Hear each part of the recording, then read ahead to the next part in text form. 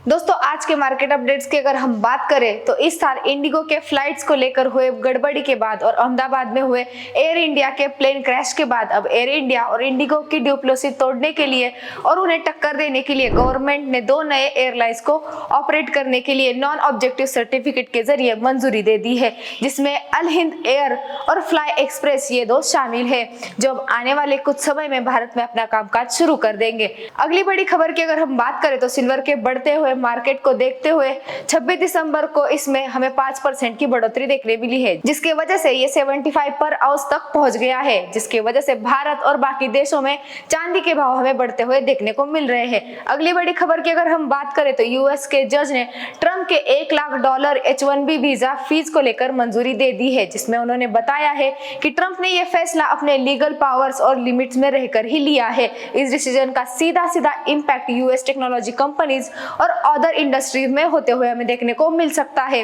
अगली बड़ी खबर की अगर हम बात करें तो इंडियन बेंचमार्क इक्विटी इंडेक्स जो कि सेंसेक्स है वो अगले हफ्ते में उसे 40 साल पूरे होने वाले हैं, जिसने 30% से ज्यादा तक के ड्रॉप डाउन देखे हैं और इस सब मार्केट मोमेंटम के बाद भी इस इंडेक्स ने अपनी इंडियन प्राइमरी इक्विटी बेंचमार्क की पोजीशन को संभाल कर रखा हुआ है। अगली बड़ी खबर की अगर हम बात करें तो मनप्पुरम फाइनेंस की ओर से एक बड़ा अपडेट आया है, जिसमें 2 अहम फैसले लिए गए हैं, जिसमें पहला फैसला ऐसा है कि कंपनी अपने सब्सिडरी आशीर्वाद माइक्रो फाइनेंस में 250 करोड़ रुपए की इन्वेस्टमेंट करेगी। यह इन्वेस्टमेंट एक साथ या एक से ज्यादा स्टेप में की जाएगी। दूसरी खबर इसमें कि अगर हम देखें तो इसके साथ ही कंपनी ने भुवनेश शंकर को इस ग्रुप के CFO के तौर पर नियुक्त किया गया है। इस कंपनी ने साथ ही मंजूरी भी दी है कि मनप्पुरम फाइनेंस अपने कर्ज लेने की सीमा को बढ़ा सकती है, जिसे 75,000 करोड़ रुपए तक ले जाया जा सकता है। इस अनाउंसमेंट के बाद कंपनी के शेयर्स में हमें गिरावट देखने को मिली है।